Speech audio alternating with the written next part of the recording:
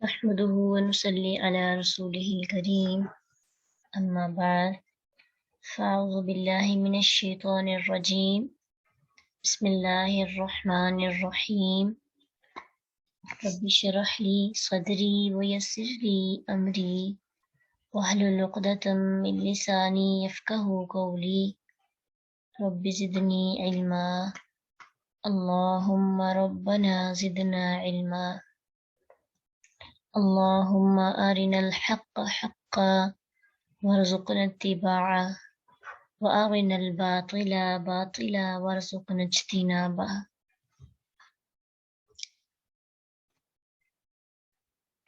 22 سے وأرسلنا الرياح لواقح فأنزلنا من السماء ماء وأرسلنا اور بھیجا ہم نے ریاح ہواؤں کو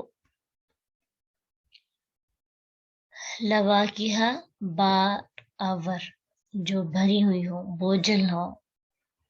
لواقح جو ہے لاقح کی جمع بھی ہو سکتی ہے اور اس کے علاوہ اس کے اور بھی بہت سے میننگز ہیں. لاقح ویسے اس کا مطلب ہوتا ہے اسے حاملہ اونٹنے کے لیے یہ لفظ استعمال ہوتا ہے. لاقح وہ اونٹنی کو کہتے ہیں جس نے نکاح کو قبول کیا ہوتا ہے، یعنی وہ حاملہ ہو چکی ہوتی ہے، اپنے پیٹ میں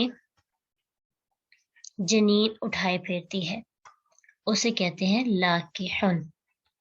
لیکن یہاں پہ تو یہ لفظ بادلوں کے لیے استعمال ہوا ہے، تو اس کا مطلب ہے کہ اللہ تعالیٰ نے ہواؤں کو حمل اٹھا لینے والی قرار دیا، یعنی ایسی ہوائیں جس طرح حاملہ اٹھنی اپنے پیٹ میں اپنے جنین کو اٹھائے پھرتی ہے، اسی طرح ہوائیں آبی بخارات اور بادلوں کا بوجھ اٹھا کر چلتی ہیں، پھر جو بارش برسانے کا ذریعہ بنتے ہیں.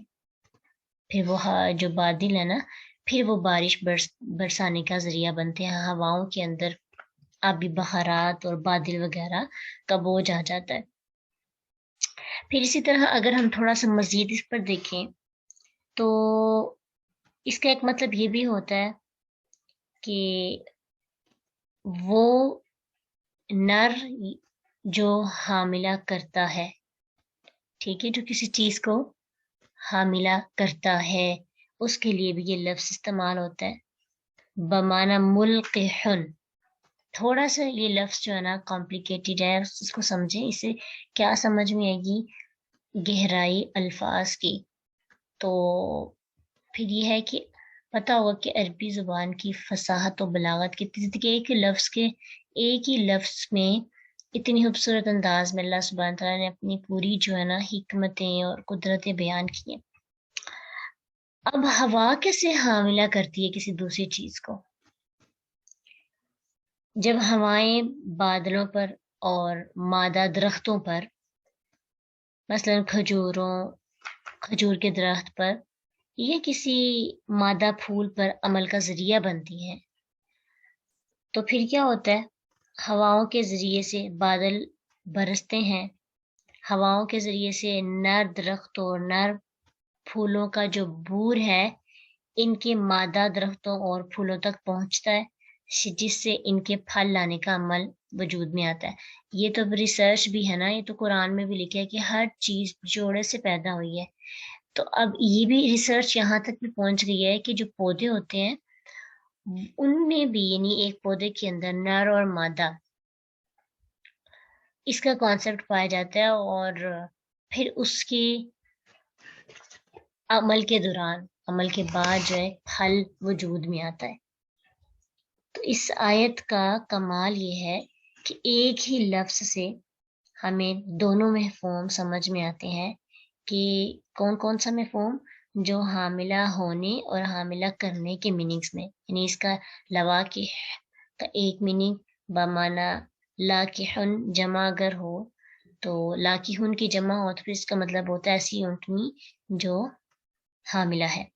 اور اگر لاقحن बमाना मुल्किहुन हो, तो फिर इसका मतलब है कि वो नर, वो मेल आप कह सकते हैं जो हामिला करती है, जो मादा को हामिला करती है।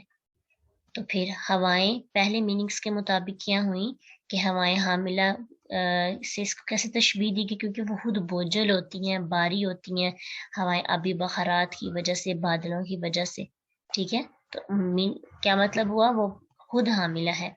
और दूसरा मीनिंग कि वो हामिला करती हैं जब वो उसका रिएक्शन सामने आता है, किस पर, पौधों पर, दरख्तों पर बारिश बरसने की वजह से, फिर नई चीजें वजूद में आती हैं, फल और फूल वगैरह, तो वो भी एक पूरे प्रोसेस के जरिए आते हैं।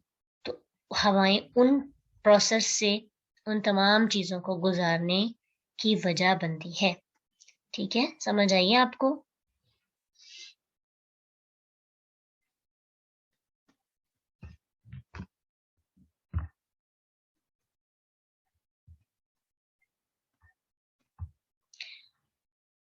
हमने भेजा हवाओं को बार अवर, फअंजलना, फिर नाजिल किया हमने, मिनस्समाई, आसमान से, माँ अन, पानी, फअस्क़ैनाकुमूहु, फा पस, अस्क़ैना, पिलाया हमने, कुमू, तुम्हें, हु, वो, फिर हमने वो तुम्हें पानी पिलाया। फिर उस पानी से क्या क्या हुआ, पानी मुहैया किया गया, फिर मजीद उससे पौधे, दरख्त वगैरह, मजीद उसकी एक नशो नमा चीजों की होने लगी। फिर पानी अल्लाह ने सिर्फ इंसानों को नहीं पिलाया, बल्कि अल्लाह ने जानवरों और पौधों के लिए भी ये पानी अता किया। वमा अंतुम लहू बिखाज़िनीन, नहीं हो तुम इसे जखीरा करने वाले, यानी ना ऊपर आसमान में बारिश का खजाना है जो तुम्हारे कब्जे में है, और ना ही नीचे जमीन में।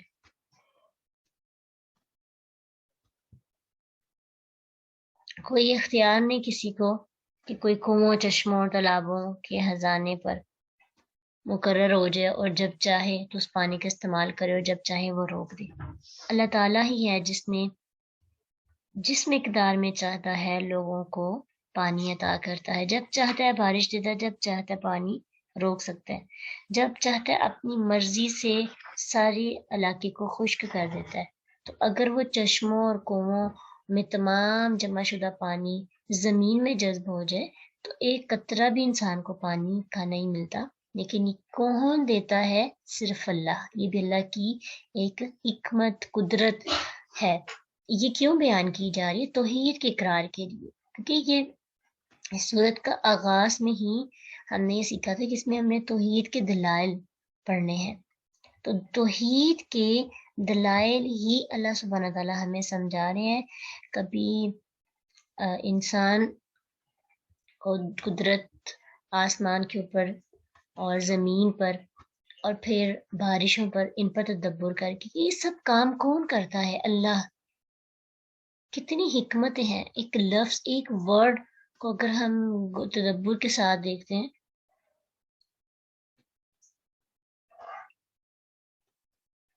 तो अल्लाह की कितनी हिकमतें छुपी हुई हैं इसमें। एक तो कुदरत है, चीजों के अंदर आयात दो तरह की होती है ना, आयात कौनिया, आयात शरिया। तो दोनों आयात हमें हैरान कर देने वाली है। फिर अल्लाह मजीद कहती है, इन्ना लन्नहनु नुहयी, बेशक हम, यकीनन हम ही जिंदा करते हैं, वनुमीत, और हम ही मौत देते हैं, वनहनुल वारिसून, और हम ही वारिस हैं। अब इस आयत के अंदर जिंदगी, मौत और विरासत का मालिक अल्लाह ताला ने सिर्फ अपने आप को किया, और इसकी बहुत ताकीद की। अब देखें, इन्ना में भी इन्ना ला जो है वो ताकीद के लिए, और नून ज़बर अलिफ ना भी ताकीद के लिए, इन्ना। फिर लनहनु, इसमें लाम ताकीद के लिए, और फिर नहनु भी ताकीद के लिए, यानी यहाँ पे कॉमन जो वर्ड इस्तेमाल हुआ, नुही व नुमीत, हम जिंदा करते हैं, हम मौत देते हैं, ये भी आ सकता था।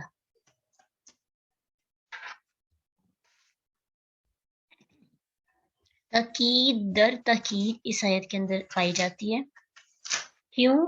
تاکہ اندازہ ہو کہ اللہ کے علاوہ کوئی بھی زندہ کرنے والا، کوئی بھی مارنے والا ہے ہی نہیں۔ کوئی سوال ہی نہیں پیدا ہوتا کہ اللہ کے علاوہ بھی کوئی ذات ہو جو انسان کی زندگی اور موت کے سارے انتظامات کو دیکھتی ہوں۔ پھر ہم کیوں لوگوں کے دروں پہ جاتے ہیں زندگیاں لینے، یا پھر کوئی مر جائے یا کسی کی موت ہو جائے تو ہم کیوں ایک دوسرے کو الزام دیتے ہیں یا اس طرح سے سارے معاملات کرتے ہیں کہ جیسے انسانوں کا اختیار تھا اس پہ۔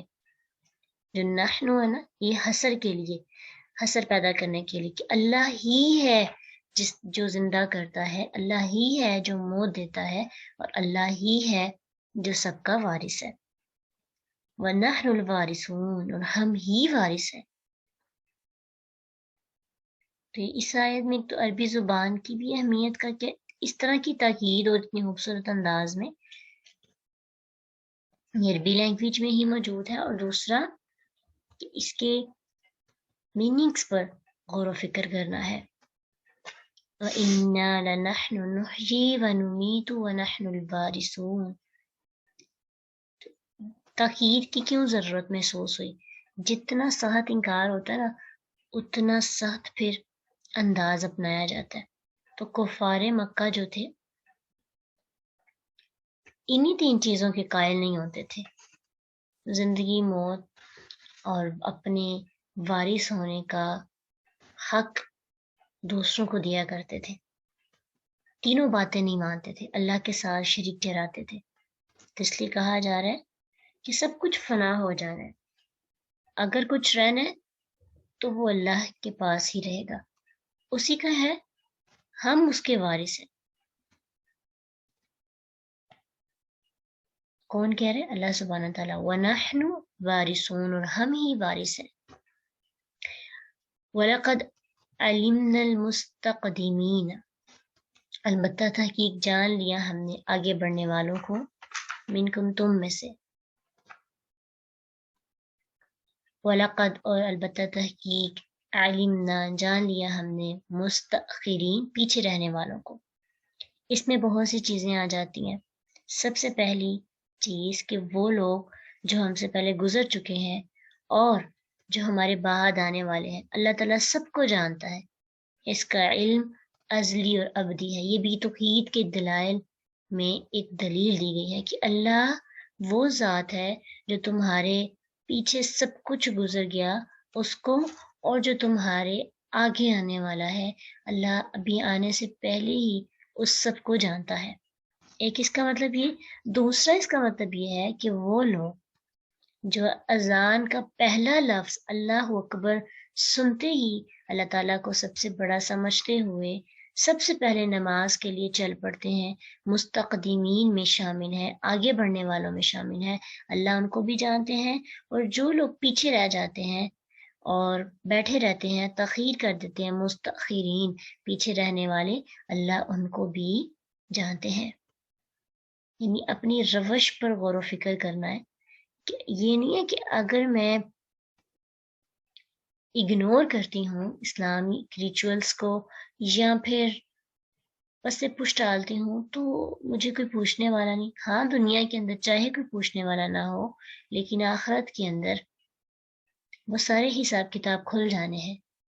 پھر اس کا مطلب ایک یہ بھی ہے مستقدمین اور مستاخرین کا کہ وہ لوگ جو نیکیوں میں آگے بڑھتے ہیں، جہاد میں آگے ہوتے ہیں، اللہ کی دوسری جو عبادات ہیں ان میں آگے آگے ہوتے ہیں، وہ ہے مستقدمین، اللہ ان کو جانتے ہیں۔ اور جو لوگ پیچھے رہنے والے ہیں، جو نیکیوں کے اندر اتنے آگے نہیں، سابقون کی صف میں شامل ہونے کی چاہت نہیں ہے ان کو، اللہ ان کو بھی جانتے ہیں۔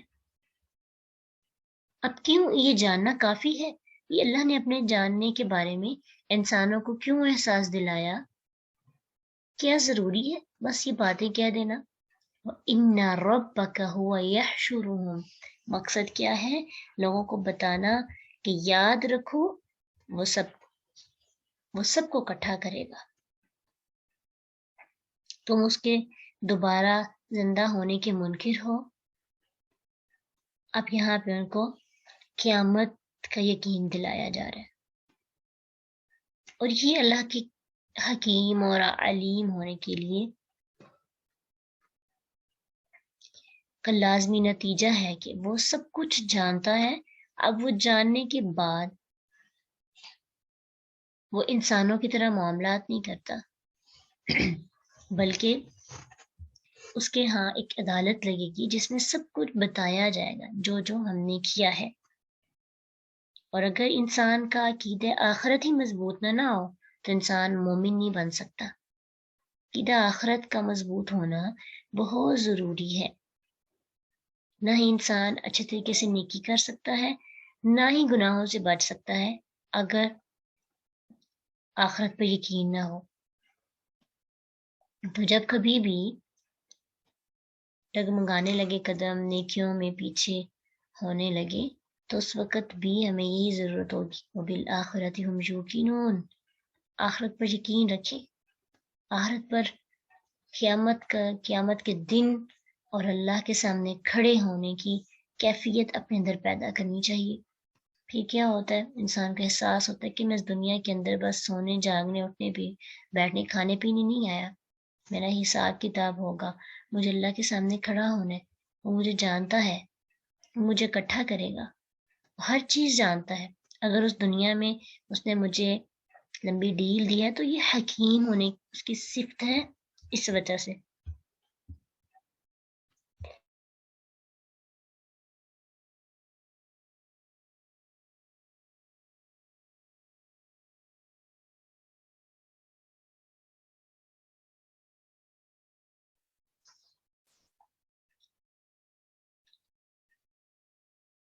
اور اس کی حکمت کی وجہ سے مجھے کچھ کہا نہیں جا رہا۔ کبھی کبھی انسان سوچتا ہے نا، انسان وہ فلاں بندہ اتنے گناہ کرتے اس کو کی پکڑ ہی نہیں ہو رہی۔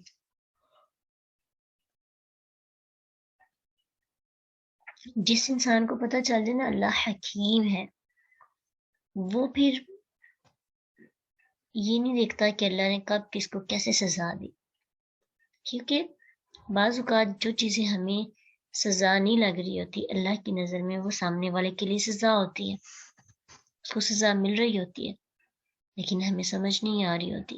یہ لمبی ڈیل کا مل جانا یہ بھی اللہ کی طرف سے ایک اس کی حکیم ہونے پر مبنی ہے، وہ حکیمانہ انداز میں سزائیں دیتا ہے۔ وَلَقَدْ خَلَقْنَا الْإِنسَانَ مِنْ صَلْصَالٍ مِنْ حَمَإٍ مَسْنُونٍ، البتہ تحقیق پیدا کیا ہم نے انسانوں کو من صلصال، کھنکتی مٹی سے۔ اب یہاں پہ توحید کے دلائل کے لیے انسان کی نظر انسان کے اپنے وجود کی طرف دوڑائی جا رہی ہے۔ اب ہم نے اللہ کی قدرت اور اس کی نشانیوں کو اپنی ذات کے اندر دیکھنا ہے۔ پہلے ہم نے آسمانوں میں دیکھا، زمین میں دیکھا، کائنات میں دیکھا، غور و فکر کیا، ہواؤں میں، اور پھر اللہ نے قیامت کے دن کا احساس دلایا کہ وہ رب جس کے بارے میں تم پڑھ رہے ہو وہ اتنا بڑا ہے، تو وہ اس کے بڑا ہونے کا اندازہ ہمیں مزید تب ہوگا جب وہ ہمیں اکٹھا کرے گا۔ چلو آؤ تھوڑا سا اور غور و فکر کرو تاکہ تمہارا عقیدہ توحید مضبوط ہو جائے، کیونکہ یہ ایک ایسی چیز ہے کہ یہ اگر مضبوط نہ ہوا تو پھر قیامت کے دن کوئی کچھ بھی ہمارے حصے میں نہیں آئے گا۔ انسان کی پیدائش کا طریقہ بتایا گیا ہے، انسان کیسے پیدا ہوا۔ عربی زبان میں خشک مٹی کو تراب کہتے ہیں۔ کیا کہتے ہیں؟ تراب۔ اور جب اسے بھگو دیا جاتا ہے تو پھر یہ طین بن جاتی ہے، تو یا نون، تین کہلاتی ہے۔ پھر جب مدت تک پڑی رہتی ہے اور سیاہ ہو جاتی ہے تو پھر اسے کہتے ہیں حمائن۔ حمائن اس مٹی کو کہتے ہیں بدبو جس میں سے آنے لگتی ہے، حمائن مسنون، بدبودار کیچڑ کو کہتے ہیں حمائن مسنون۔ پھر جب وہ خشک ہو جاتی ہے اور کھن کھن بجنے لگتی ہے تو اسے کہتے ہیں سلسال۔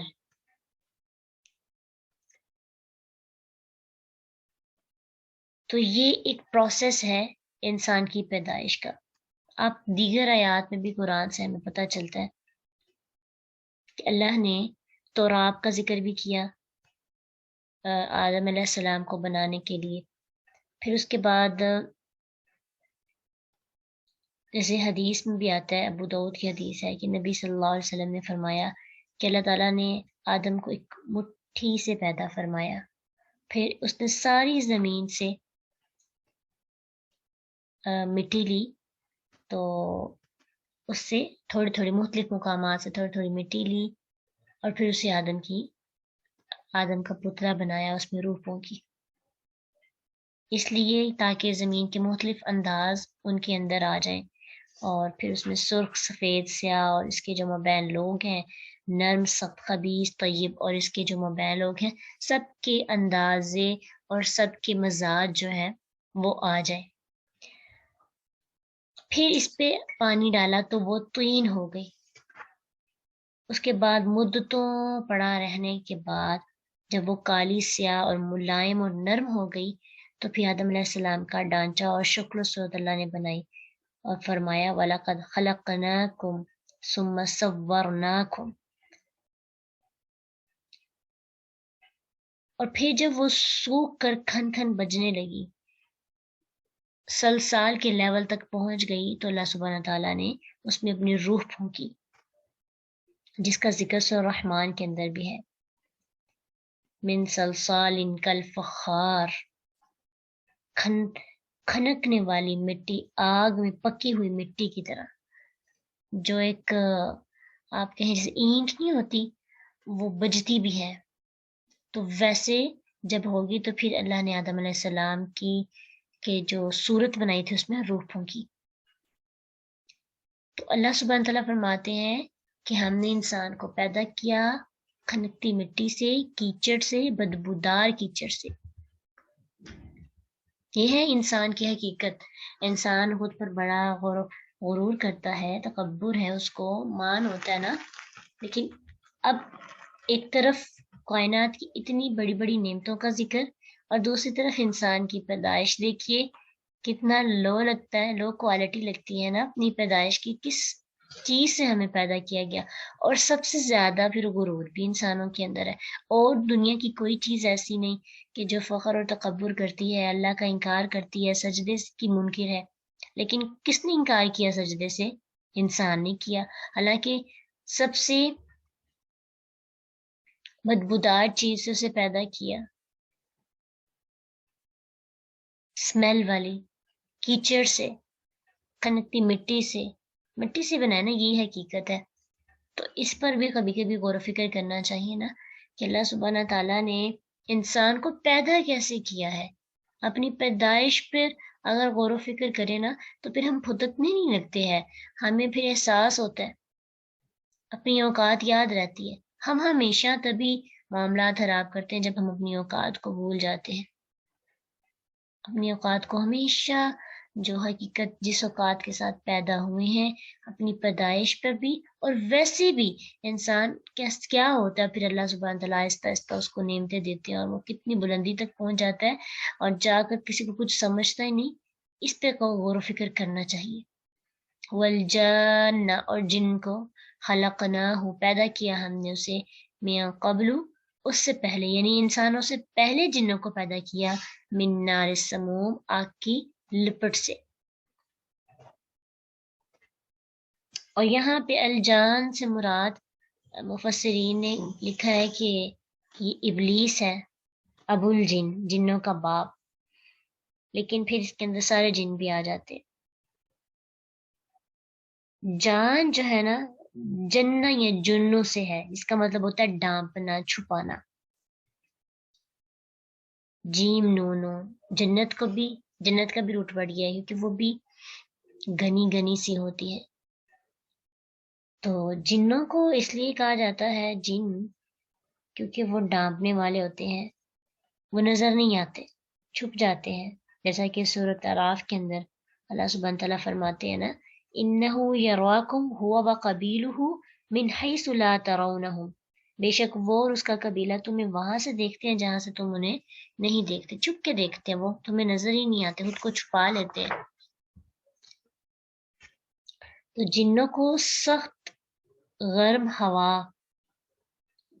السموم جو ہے نا، سخت گرم ہوا کو کہتے ہیں، جیسے لو جو ہوتی ہے، تو جنوں کو آگ کی گرم سختی کے ساتھ جو لو ہے، تپش ہے، اس سے پیدا کیا گیا۔ خالص آگ جو دھوئیں سے حالی اور اپنی تیزی کی وجہ سے لو کی شکل اختیار کر دیتی ہے، اسے کہتے ہیں سموم۔ انسان کی حقیقت بتائی اور جنوں کی بھی حقیقت بتائی۔ کیوں بتائی؟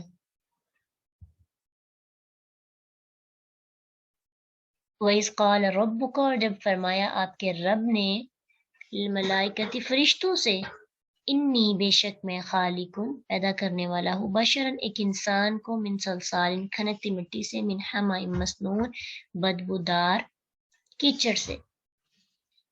اب یہاں پہ آزمائش تھی انسان کی اور فرشتے کی بھی، فرشتوں کی بھی آزمائش، انسان کی بھی۔ اللہ نے فرشتوں کو بتایا اسپیشلی کہ فرشتوں، میں انسانوں کو اس چیز سے بنانے لگا ہوں تاکہ فرشتوں کی نظر سے انسان، فرشتوں کی نظر میں انسان کی ویلیو پہلے واضح ہو، پھر اللہ آرڈر کرے کہ اس کو سجدہ کرو۔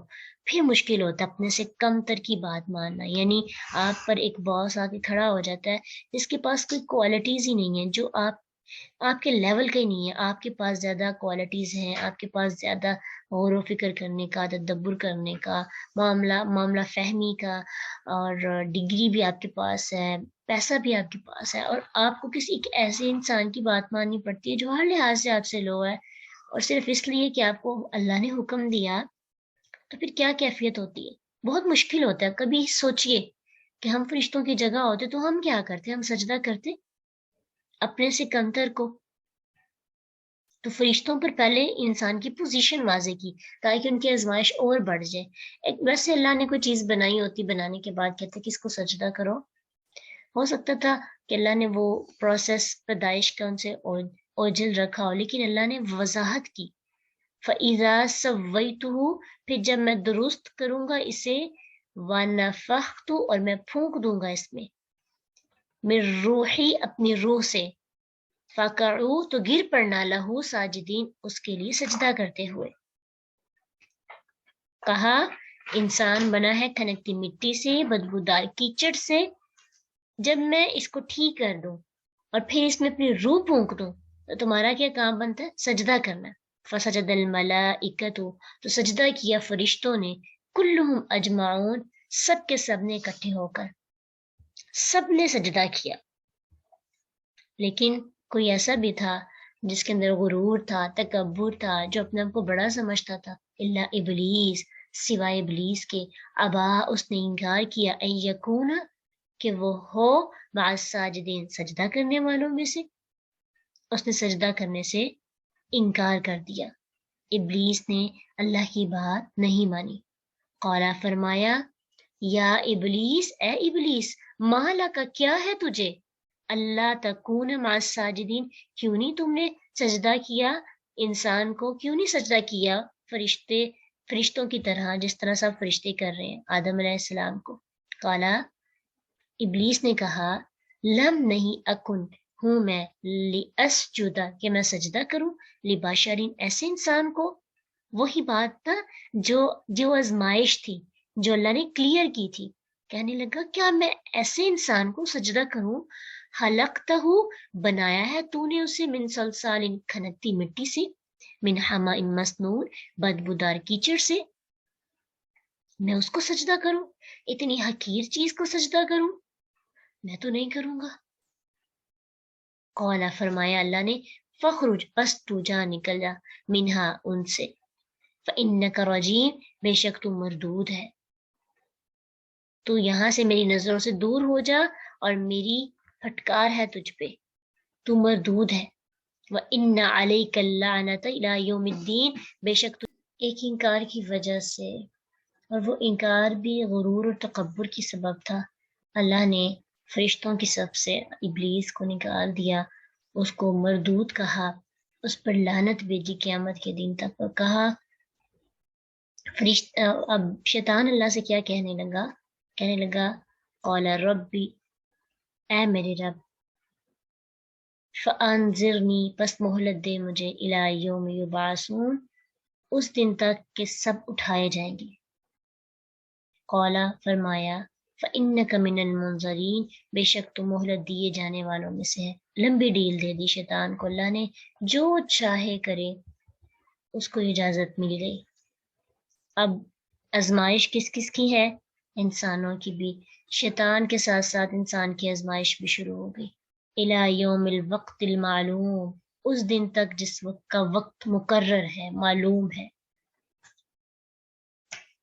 अब शैतान ने आगे क्या कहा, उसकी मजीद इरादे क्या थे, ये असल मकसद है।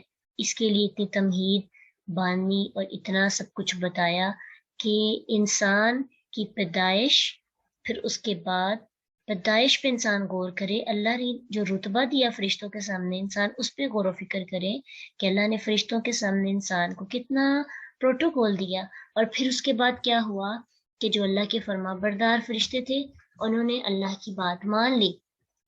ठीक है, ये चीज जहन में रखनी, क्योंकि जब हम आगे पढ़ेंगे ना कि किस किस तरह से इंसान की राहें मुंतशिर करता है शैतान, और इंसान को सीधी राह से भटकाता है, तो फिर फरिश्तों का रवैया जहन में होना चाहिए कि वो इतने बड़े और अच्छे, हमसे अच्छी पैदाइश है उनकी, नूर से बने हैं, तो फिर उन्होंने अल्लाह की बात मानी, और हम अपनी औकात को भूल जाते हैं। हम बने किस चीज से हैं, और फिर अल्लाह की बात को छोड़कर हम शैतान की बात मानते हैं। शैतान जब गुमराह करता है तो शैतान के पीछे लग जाते हैं। हमारे पास दो रास्ते होंगे, अब जो हमारा रहमान का और शैतान का, हमने किस पर जाना है, ये अब हमने डिसाइड करना है। शैतान ने तो अल्लाह से इजाजत ले ली है कि मुझे मोहलत दे दे, और शैतान को मोहलत दे दी गई है क़यामत के दिन तक। अब उसने क्या करना है? उसने तो इंसानों को बहकाना है। तो गौर फिक्र करना है इंशाल्लाह। ये तौहीद के दलाइल जो सारे हमारे सामने रखे गए हैं, इसकी रीज़न क्या है? इंसान गौर फिक्र करे, तदब्बर करे कि मैं क्या हूँ, और किस वजह से मैं अल्लाह की बात को छोड़कर शैतान की बात मानता हूँ।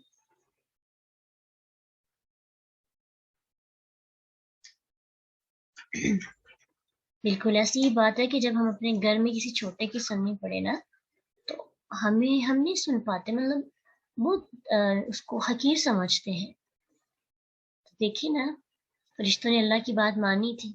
हम फरिश्ते तो नहीं बन सकते, लेकिन हमारे सामने वो रवैया क्यों रखा जा रहा है कि हमें जरूरत पड़नी है इसकी, इस वजह से। देखते हैं फरिश्तों के बाद अब शैतान की अल्लाह से जो कम्युनिकेशन है, क्या मजीद बातें कर रहा है, बताएगा कैसे मैं इंसानों को गुमराह करूंगा। तो उसको भी सीखेंगे ताकि हमें शैतान की चालों का पता चल जाए, और फिर हम उसको बचा सके। वैसे भी तो पता है, लेकिन मजीद जब हमें रिमाइंडर्स मिलते रहते हैं, हमें याद होता है कि हमारा दुश्मन है, ये है खुला दुश्मन, इसकी बात नहीं माननी, असल दुश्मन ही ये है। हमारी इस दुनिया के अंदर असल जंग ही शैतान के साथ है। नफ्स भी आ जाता है, लेकिन मेन चीज शैतान है। शैतान ना हो तो फिर नफ्स पे कंट्रोल कर लेता है, लेकिन जो शैतान है, एक तरफ से नफ्स का हमला, एक तरफ से शैतान का हमला, दोनों मिलकर इंसान की समझ बूझ जाया कर देते हैं, और इंसान जानता बूझता है कि ये बात मेरे लिए गलत है, इसलिए मैंने नहीं निकलना, फिर निकल जाता है। तो इल्म जो है ना, इल्म नफ्स के बारे में भी इल्म, और शैतान के बारे में भी इल्म जितना बढ़ता जाएगा, हमारे लिए इन दोनों को इनकार करना उतना आसान हो जाएगा। इसीलिए तो अहले इल्म को अहले आबिद पर, यानी इबादत करने वालों पर, आबिदून पर फजीलत दी गई है, आलिमून को, इल्म वालों को। क्यों? क्योंकि इल्म के बाद अमल जो होता है ना, वो तासीर वाला होता है। इंसान के अंदर शऊर आ जाता है, इंसान सोच समझ कर कोई भी स्टेप लेता है। अमल चाहे कम होते हैं, लेकिन तासीर वाले होते हैं। تو اپنے علم کو بڑھانا چاہیے جب کبھی بھی ہمارے قدم ڈگمگانے لگتے ہیں نیکیوں سے، برائیوں کی طرف مائل ہونے لگتے ہیں، بڑے بڑے گناہ، چھوٹے چھوٹے گناہ، تو علم کی طرف آئے، قرآن کی طرف آئے، پھر انسان کو سمجھ آ جاتی ہے، پھر انسان کنٹرول کر لیتا خود کو۔ اللہ ہم سب کو رحمان کے راستے پہ چلنے والوں میں شامل کرے، اور ہم انکار کر سکیں کس کو؟ شیطان کو۔ ہمیں شیطان کو انکار کرنا ہے، شیطان سے دشمنی کرنی ہے، کھلی دشمنی کرنی ہے، جیسے وہ ہمارا کھلا دشمن ہے، ہم نے بھی شیطان سے کھلی دشمنی کر کے اس کو ہرانا ہے اور خود کو جتانا ہے، اللہ کے سامنے لے کے جانا ہے خود کو انشاءاللہ۔ وآخر الدعوانا الحمدللہ رب العالمین۔ سبحانک اللہم وبحمدک، نشہد ان لا الہ الا انت، نستغفرک ونتوب الیک۔ السلام علیکم ورحمۃ اللہ وبرکاتہ۔